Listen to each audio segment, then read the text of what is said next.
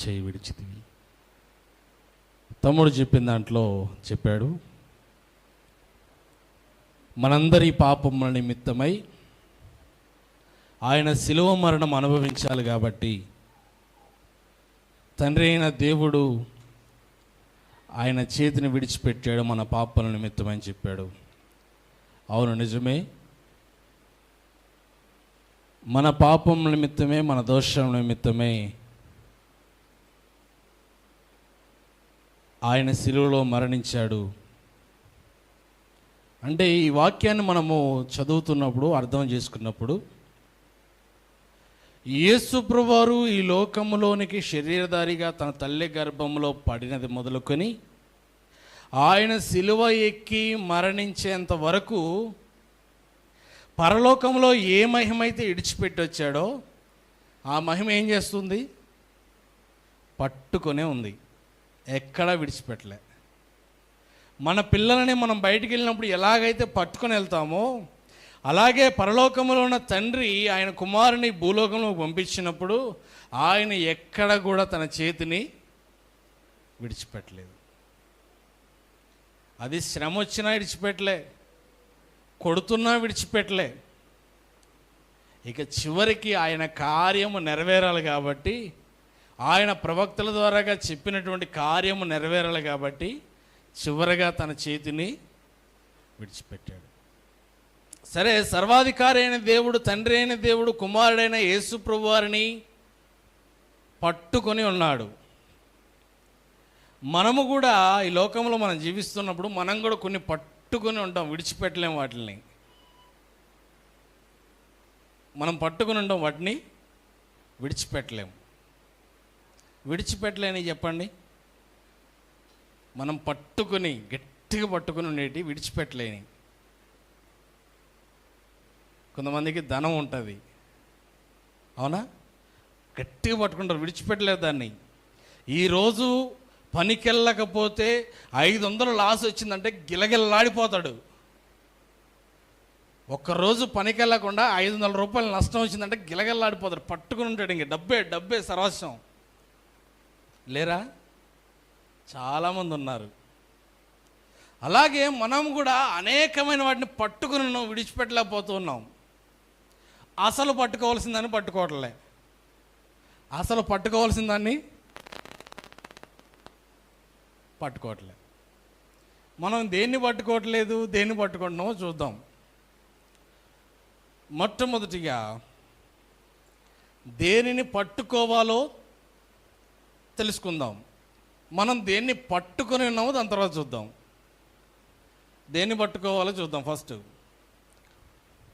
రెండవ రాజుల గ్రంథము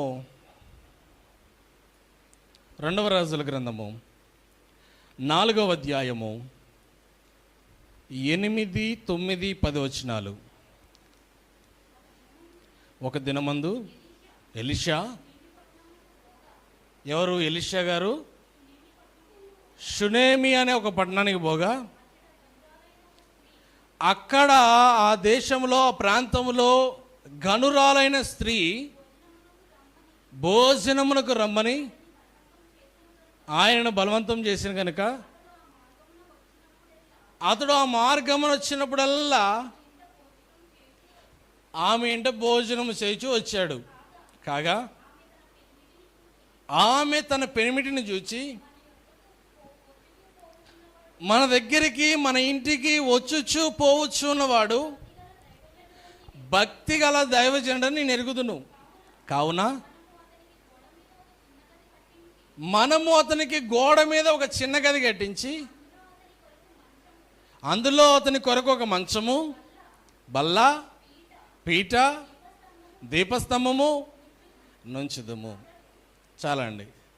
ఇక్కడ ఆ స్త్రీ పేరు చెప్పబడలేదు కాబట్టి ఆ ప్రాంతము పేరునే ఆ స్త్రీకి పెట్టారు, షునేమియు అనే పట్టణము గురించి. ఆమె దైవ సేవకుని యొక్క శక్తిని గ్రహించి ఏం చేసింది? తమ ఇంటి గోడ మీద ఒక గదిని ఎవరి కోసం కట్టించింది? సేవకుని కోసము. ఏం కట్టించింది? ఒక గదినే సేవకుని కోసము కట్టించేసింది. ఎంతమంది అర్థమైపోయింది, నవ్వుతున్నారు. సేవకుని కోసము పనిచేసేవారు ఉన్నారు అంటే చాలా తక్కువ. ఈ సునేమీరాలు ఆ గది కట్టించి దాన్ని రెంట్కి ఇస్తే నెలకో 2,000 ఇస్తాయని ఆలోచించలే. నెలకో 2,000 వస్తాయని ఆలోచించలే. ఆ గది కట్టే బదులు అది వ్యాపారానికి వాడుకుంటే వ్యాపారంలో అభివృద్ధి చెందుతామని ఆలోచించలే. వ్యాపారంలో అభివృద్ధి చెందుతామని ఆలోచించలే. ఆయన దైవజనుడని గ్రహించి అతడు నివసించుటకు, ఆ దైవజనుడు ఉండుటకు తన ఇంట్లో ఒక గదినే కట్టించింది కొత్తగా. చూడండి ఎంత విశ్వాసమో. దేవుని సేవకుడు అంటే ఎంత గౌరవపరుస్తున్నారో, ఎంత గౌరవం ఇస్తుందో ఆ సునేమీరాలు, ఆ పట్టణంలో ఉండే ఆ స్త్రీ. ఆ స్త్రీ ఎవరిని పట్టుకుంది? సేవకుని పట్టుకుంది. సేవకుడు మాతో ఉండాలని ఆయన కోసం గది కట్టించింది. మనం ఎవరిని పట్టుకుంటున్నాం? తర్వాత చూద్దాం. ఎవరిని పట్టుకోవాలి? ఈ వాక్య ప్రకారం సేవకుని పట్టుకోవాలి. దూరం సరిపోకూడదు. సేవకుని హత్తుకొని ఉండాలి. ఎవరు హత్తుకొని ఉన్నారు సేవకుని? ఎవరు? సునేమీరాలు ఇక్కడ హత్తుకుని ఉంది. ఇందాకటి మాటల్లో మనం చదువుకున్నాం. ఇంకొకరు హత్తుకుని ఉన్నారు యేసుప్రభు వారిని. ఎవరు? యోహాను.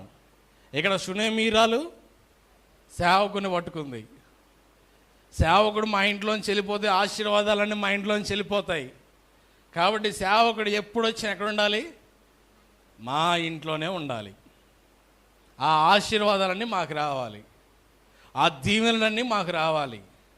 సేవకుడి బాధ్యత మాది, సేవకుడి కుటుంబం బాధ్యత మాది, సేవకుడి కష్టం మా కష్టం, సేవకుడి ఆనందం మా ఆనందం అని అనుకుంది. ఎవరు?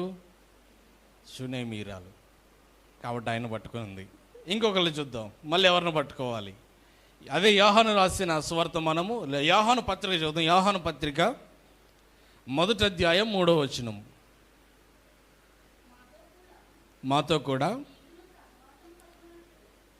మాతో కూడా మీకు సహవాసము కలిగినట్లు మీరు చూచిన దానిని వినిన దానిని మీకును తెలియజేయుచున్నాము. మన సహవాసం అయితే తండ్రితో కూడా. మన సహవాసం ఎవరితో ఉండాలంట? మన సహవాసం తండ్రితో ఉండాలంట. అంటే ఇప్పుడు ఏం చేయాలి? ఆయన మన చెయ్యి పట్టుకోవాలి. ఆయన సహవాసం మనతో ఉండాలంటే ఆయన మన చెయ్యి, మనం ఆయన చెయ్య పట్టుకోవాలి. ఇంకొక మాట, 1 కొరింథీయులకు రాసిన పత్రిక 1వ అధ్యాయం 9వ వచనం. ఇది ఎవరితో సహవాసం ఇప్పుడు చదివింది? మొదటిది సేవకునితో సహవాసం, రెండవది తండ్రితో సహవాసం, మూడవది 1 కొరింథీయులకు రాసిన పత్రిక 1వ అధ్యాయం 9వ వచనం. ఎవరితో అంట? తన కుమారుని, అంటే యేసుక్రీస్తు వారి సహవాసమునకు మిమ్మును పిలుస్తూ ఉన్నారంట. మొదటిది దేవుని సేవకునితో సహవాసము సునేమీరాలు చేసింది. మనం చేయాల్సింది ఎవరితో అంటే, రెండవది దేవునితో చేయాలి, మూడవది క్రీస్తుతో చేయాలి, నాలుగవ విషయం చూద్దాం. 2 కొరింథీయులకు రాసిన పత్రిక 13వ అధ్యాయం 14వ వచనం. ప్రభువైన యేసుక్రీస్తు కృపయు దేవుని ప్రేమయు పరిశుద్ధాత్మ సహవాసమును మీ అందరికీ తోడయుండును గాక. ఎవరి సహవాసం? మొదటిది సేవకుని సహవాసం చూసాం, రెండవది తండ్రి అయిన దేవుని సహవాసం చూసాం. మూడవది కుమారుడైన యేసుక్రీస్తు వారి సహవాసం చూసాం. నాలుగవది పరిశుద్ధాత్మని యొక్క సహవాసం. సహవాసం అంటే కలిసి ఉండడం. కలిసి ఉండడం అంటే ఒకరినొకరు హత్తుకొని చెయ్యి పట్టుకొని ఉండడం, ఒకరి కష్టాల్లో ఒకరు పాలు పంచుకోవడం సహవాసం అంటే. ఒకరి ఆనందంలో మరి ఒకరు ఆనందించడం సహవాసం. ఎన్ని సహవాసాలు చేయమన్నాడు? ఇప్పుడు మనం చూసిన 4 సహవాసాలు చూసాం. 4 సహవాసాలు మనం చేస్తున్నామా? ఈ 4 సహవాసాలు మనం చేస్తున్నామా? ఈ లోకంలో బెస్ట్ ఫ్రెండ్స్ అడిగితే చెప్తారుగా ఇప్పుడు. యవ్వనులే కాదు, పిల్లలే కాదు, పెద్దలు కూడా చెప్తారు. మీ బెస్ట్ ఫ్రెండ్ ఎవరంటే, బెస్ట్ ఫ్రెండ్ ఎవరంటే, మీ ఫ్రెండ్ ఎవరంటే పలానా పలానా అని చెప్తారు. కానీ ఆ లిస్ట్లో ఈ పేర్లు కనపడవు, ఈ సహవాసం కనపడదు, ఈ ఫ్రెండ్షిప్ కనపడదు. ఏ ఫ్రెండ్షిప్?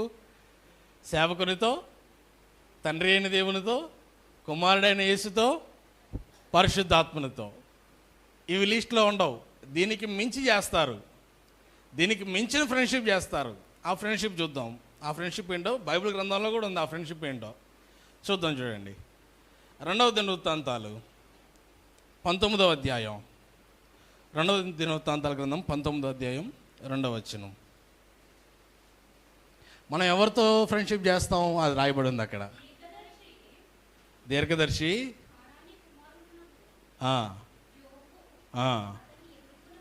ఎదుర్కొని పోయి రాజైన యెహోషాపాతుకు ఇలాగూ ప్రకటన చేసాను, నీవు భక్తిహీనులకు సహాయం చేసి ఎవరికి స్నేహితులు అవుతున్నావంట? యెహోవా శత్రువులను ఏం చేస్తున్నాం మనం? మన స్నేహితులుగా చేసుకుంటున్నామంట. ఎవరిని చేసుకోవాలి? పైన చెప్పిన 4 స్నేహితులుగా చేసుకోవాల్సిన వారమై ఉండగా ఆ 4 వదిలిపెట్టి యెహోవా శత్రువుని మన స్నేహితునిగా చేసుకుంటూ ఉన్నాం. మన స్నేహితునిగా చేసుకుని మనం ఏం చేస్తూ ఉన్నాం? మనము యెహోవా తండ్రి అయిన దేవునికి శత్రువులంగా మార్చబడుతున్నాం. మనం ఎవరము ఆయనకి శత్రువులం కాదు, మనకే ఆయన శత్రువుగా చేసుకుంటున్నాం. ఆయన ప్రతి ఒక్కరిని ప్రేమిస్తూనే ఉన్నాడు, కానీ మనమే చెడిన హృదయం గలవారమై వెతకలేక ఆయన్ని శత్రువుగా మన హృదయంలో అనుకుంటున్నాం. ఎందుకంటే మన మిత్రుడెవరు? మన మిత్రుడెవరు? యెహోవాను ద్వేషించేవాడు, యెహోవాకు శత్రువుగా చూసేవాడు మన మిత్రుడు. కాబట్టి మనం కూడా వాడి దారిలోకి వెళ్ళిపోతూ ఉన్నాం. ఇంకా ఏం చేస్తున్నాం చూద్దాం. చూడండి, సామెతల గ్రంథము 23వ అధ్యాయం 20వ వచనం.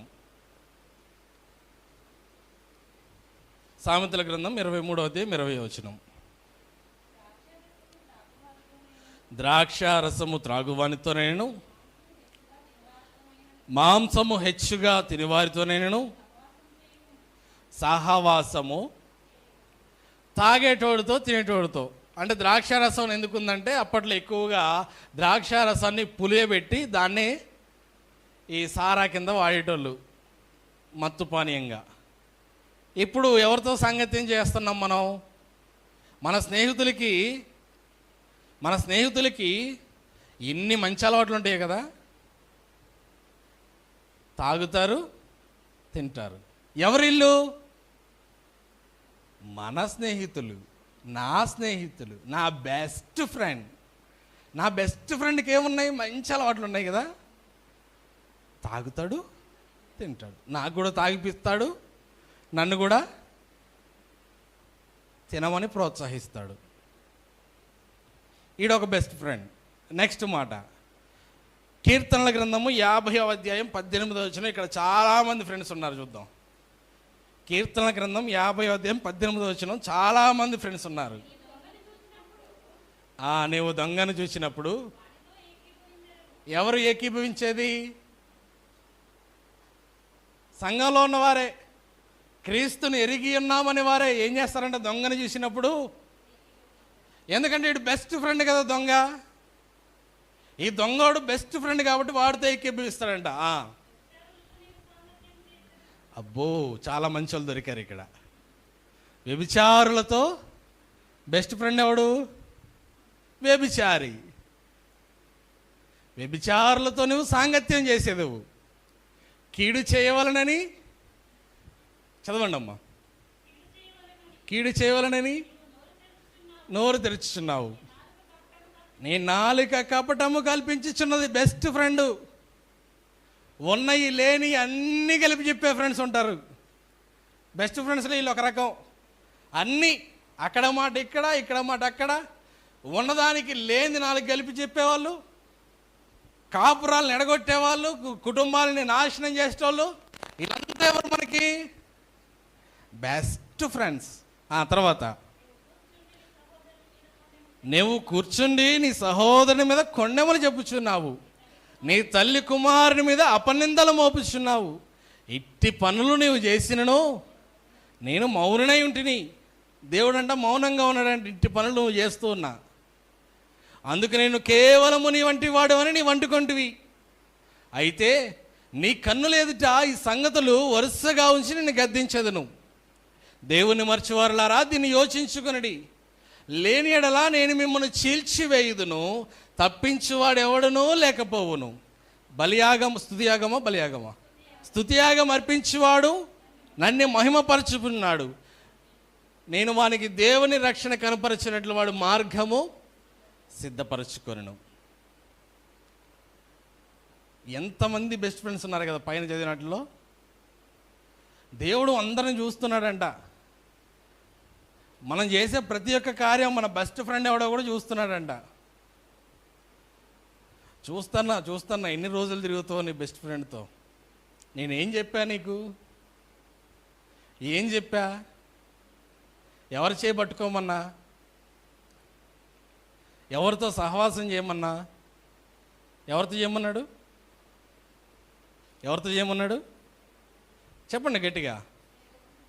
మొదటిది పురుషులు కూడా. మొదటిది, రెండవది తండ్రి అయిన దేవునితో, మూడవది, నాలుగవది చూస్తున్నా ఎవరితో సహవాసం చేస్తున్నావో చూస్తున్నా.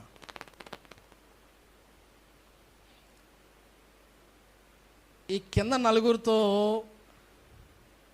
చేసి, కింద వారితో చేసి యెహోవాకు శత్రువులుగా తమ హృదయాలని త్రిప్పుకుంటున్నారంట. సరే, కింద వారితో చేయట్లేదు, మా పక్కన చుట్టుపక్కల ఉన్న వాళ్ళందరూ అట్లాంటి వాళ్ళే, నేను వాళ్ళతో కలవట్లేదు, వాళ్ళు నాకు సంబంధం లేదు, నేను ఎవరితో సహవాసం చేస్తున్నా అంటే దేవుని సేవకునితో సహవాసం చేస్తున్నా, తండ్రి అయిన దేవునితో సహవాసం చేస్తున్నా, యేసుక్రీస్తుతో సహవాసం చేస్తున్నా, పరిశుద్ధాత్మతో సహవాసం చేస్తున్నా. నాకు లాభం ఏంటి? నాకు లాభం ఏంటి? ఎవరైనా చెప్తారా? చెప్పండి ఎవరైనా. చదువుదాం. అదే రాజుల 2వ గ్రంథము, ఇందాక చదివింది సునేమీరాల గురించి. ఈ మాటలో మొత్తం సునేమీరాల గురించి, మన గురించే ఉంటుంది. రాజుల 2వ గ్రంథము 8వ అధ్యాయము 1వ వచనం. ఎలీషా తాను బ్రతికించిన బిడ్డకు తల్లి అయిన ఈ షునేమీరాలను పిలిచి, యెహోవా క్షామకాలము రప్పింపబోచున్నాడు, 7 సంవత్సరములు దేశంలో కరువు రాబోతూ ఉంది చెప్పి, నీవు లేచి నీవును నీ ఇంటి వారును ఎచ్చట ఉండటం అనుకూలమో అక్కడికి పోవడం చెప్తున్నాడు. ఎవరు చెప్తున్నారు ఈ మాట? ఈ షునేమీరాల విషయంలో ఇది 2వ సందర్భం జరిగింది. దేవుని సేవకుని యొక్క చెయ్యి పట్టుకుని ఉంటే ఏం లాభం కలిగిందయ్యా అంటే, అంతకు ముందేమో తన కుమారుడు బాగుపడ్డాడు, బ్రతికొచ్చాడు. ఇది 2వ సందర్భం.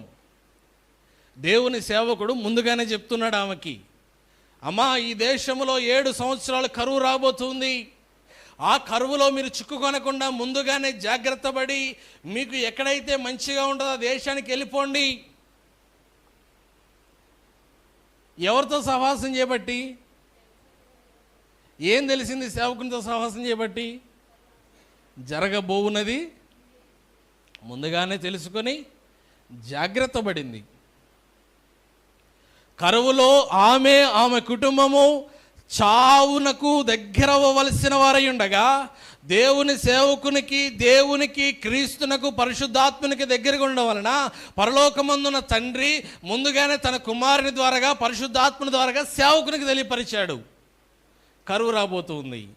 ఆ సేవకుడు వెళ్ళాడు. ఆ సేవకుడి చెయ్యి ఎవరు పట్టుకున్నారు? సునేమీరాలు. కాబట్టి ఆ సేవకుడు సునేమీరాలతో చెప్పాడు, అమ్మా వెళ్ళిపోండి ఇక్కడి నుంచి. అదే లోకముతో కట్టుకుని ఉంటే వాడు ఏమంటాడు తెలుసా? వచ్చినప్పుడు చూద్దాం లేరా ఆ కరువు. అదేననేది. ఉన్నంతకాలం తినాలి, తాగాలి, సుఖించాలి. 2012 యుగాంతం అంటే చాలామంది ముందు రోజు నైటు చాలా ఫుల్గా తిని తాగి సుఖించి ఇష్టం వచ్చినట్టు చేశారంట. లోకస్తుడు ఏం నేర్పిస్తాడంటే అదే నేర్పిస్తాడు. ఏంటి? తినడం, తాగడం, సుఖించడం, వ్యభిచారం. లోకం అదేగా నేర్పించేది. దేవునికి వ్యతిరేకంగా మాట్లాడడం అదే కదా నేర్పించేది. మనం చదువుకుంది ఇందాక. అంతకంటే ఎక్కువ ఏమైనా నేర్పిస్తుందా? అదే నేర్పించింది. ఆమె దేవుని సేవకుని యొక్క మాట విన్నది. అక్కడి నుంచి బయలుదేరి వెళ్ళిపోయింది. ఆ దేశమును వదిలి అక్కడి నుంచి ఆమె బయలుదేరింది. ఇంకొంతమందిని మనం ఆలోచన చేద్దాం. దేవుని చేయి పట్టుకున్నవారు, విడిచినవారు. ఈ 2 సందర్భాలు కనబడుతూ ఉంటాయి. ఎందుకంటే 4వ మాట ఏంటి? నా దేవా, నా దేవా, నా చేయి ఎందుకు విడిచితివి. ఆ మాటను పట్టుకొని ఈనాడు మనం దేన్ని పట్టుకుంటున్నాం, దేన్ని వదిలేస్తున్నాం? మనం దేన్ని పట్టుకుంటున్నాం, దేన్ని వదిలేస్తున్నాం? నెక్స్ట్, సునేమీరాలు దేవుని సేవకుని మాట పట్టుకుంది, దేవుని మాట పట్టుకుంది, క్రీస్తు మాట పట్టుకుంది, పరిశుద్ధాత్మని సహవాసంలో ఉంది. నెక్స్ట్, లూకా సువార్తమానము 5వ అధ్యాయం 5వ వచనం. సీమోను ఏలినవాడా, రాత్రంతయు ప్రయాసపడుతుంది కానీ మాకేమీ దొరకలేదు. చాలండి. మనందరికీ తెలిసిన సందర్భమే ఇది. వారు రాత్రంతయు ప్రయాసపడ్డారు కానీ వారికి ఆశించిన ఫలితం రాలే. కష్టం వృధా అయింది. ఉట్టి చేతులతో ఇంటికి వెళ్ళాలి. అప్పుడు యేసుప్రభు వారు అంటారు, ఇంకొంచెం లోపలికి వెళ్ళి చేపలు వేయి అంటారు. ఇప్పుడు వారు యేసుప్రభు వారి మాట విని లోపలికి వెళ్ళారా? వెళ్ళలేదా? వెళ్ళారు. వెళ్ళిన దానివల్ల ఏం జరిగింది? వారు అంతకుముందు ఎప్పుడు చూడనని చేపలు, పక్కనోడొచ్చి సహాయం చేసేంత చేపలు వారు పట్టారు. దేనివల్ల పట్టారు? ఆయన మాటను వారి చెవున పెట్టుకున్నారు కాబట్టి. ఇంకొక మాట అనొచ్చు, ఆయన మాటని వారు పట్టుకున్నారు కాబట్టి. నీకేం తెలుసయ్యా, పొద్దుటంతా ఏడే ఉండేటోళ్ళం. మా చిన్నప్పటి నుంచి మా తాత ముత్తాతల కాడి నుంచి చేపల వ్యాపారమే. మాకే చేపలు దొరకలేదని నీకు దొరుకుతాయా చేపలు? మాకు చేపలు దొరకని నీకు దొరుకుతాయి, నువ్వు చెప్తే వస్తుందా అని అనలే. ఆయన మాటని పట్టుకుని వెళ్ళారు. ఆయన మాట ప్రకారం వెళ్ళారు. విస్తారమైన చేపలు పడ్డాయి. కొంతమంది ఎట్లా ఉంటారో చూద్దాం ఇప్పుడు. ఆయన మాటను వినని వారు. ఆదికాండము 19వ అధ్యాయం. ఆదికాండము 19వ అధ్యాయం 17వ వచనం. ఆ దూతలు వారిని వెలుపలకి తీసుకొని వచ్చిన తర్వాత ఆయన, మీ ప్రాణమును దక్కించుకున్నట్లు పారిపోము, నీ వెనుకకు చూడకము, ఈ మైదానంలో ఎక్కడ నిలవక పారిపో అయ్యా అంటే 26వ వచనం చదువుదాం. ఏం చెప్పాడు దేవుడు? చెప్పాడు స్వయంగా సేవకుని ద్వారాగా, ఈ మైదానంలో వెనక్కి తిరగకుండా ఎక్కడా చూడకుండా పారిపోయా స్వామి అంటే ఈ మాట విన్నవారు ఏం చేయాలి? వెనక్కి చూడకుండా ముందుకు పారిపోవాలిగా. చెప్పాడుగా, చూడొద్దు, వెనక్కి చూడొద్దు, ముందుకు వెళ్ళిపోమన్నాడు. ఏం చేసిందో చూద్దాం. 26వ వచనం. అయితే లోతు భార్య ఎలా ఉందా నా పట్టణం అని వెనక్కి తీసింది. నా అల్లుళ్ళు ఎలాగున్నారా అని వెనక్కి చూసింది. నా బంధువులు, నా స్నేహితులు ఎలా ఉన్నారా అని వెనక్కి చూసింది. దేవుని మాటను పట్టుకుందా? దేవుని మాటను పట్టుకున్న వారేమో విస్తారమైన చేపలు పట్టారు. దేవుని మాటను పట్టుకొని ఏమైపోయింది? ఉప్పు స్తంభం అయిపోయింది. చచ్చిపోయింది. ఇంకా అది చచ్చిపోయి, కాలిపోయి, ఎండిపోయి ఉప్పులాగా నిలబడ్డది. జీవం లేదు, ఇంక అయిపోయింది. ఇక తిరిగి రాని రోకాలకు వెళ్ళిపోయింది. దేన్ని బట్టి వెళ్ళిపోయింది? చెప్పిన మాటను పట్టుకోలేదు.